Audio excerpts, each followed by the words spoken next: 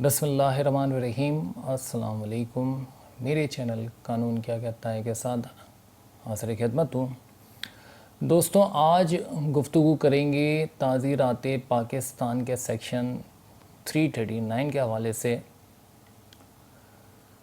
ہر شہری کو یہ حق حاصل ہے کہ وہ کسی بھی پبلک پلیس پر، چاہے وہ کوئی پارک ہے، کوئی میدان ہے، کوئی سڑک ہے، کوئی گلی ہے، کوئی روڈ ہے، جا سکتا ہے، آزادانہ طور پر گھوم سکتا ہے، گزر سکتا ہے۔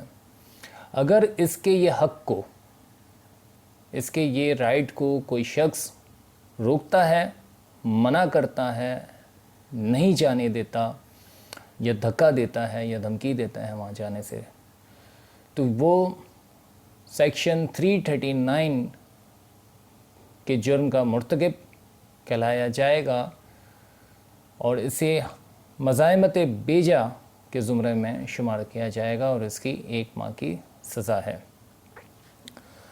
دوستوں، سیکشن 340 مزاحمت بیجا کا اپوزٹ ہے، اور اس کے تحت اگر کسی شخص کو کسی ایک جگہ پر، کسی ایک مکان میں، ایک کمرے میں، ایک میدان میں، ایک ہی جگہ پر قید کر لیا جاتا ہے اور اس کی آزادی کو روک دیا جاتا ہے آنے جانے سے، تو وہ حبس بیجا کا مرتکب پایا جائے گا اور اس کی 1 سال کی سزا ہے۔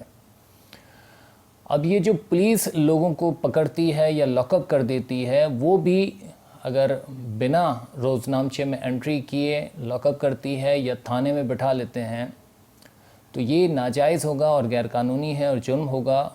اگر پولیس کسی شخص کو اپنے تھانے میں بٹھاتی ہے، لاک اپ کرتی ہے، تو اس کے لیے لازم ہے کہ وہ 24 گھنٹے کے اندر اسے مجسٹریٹ کے پاس عدالت میں پیش کرے۔ یہاں یہ ذکر لازمی ہے کہ حبس بیجا کا دورانیہ جتنا طویل ہوگا، اس کی سزا بھی اتنی زیادہ طویل ہو سکتی ہے۔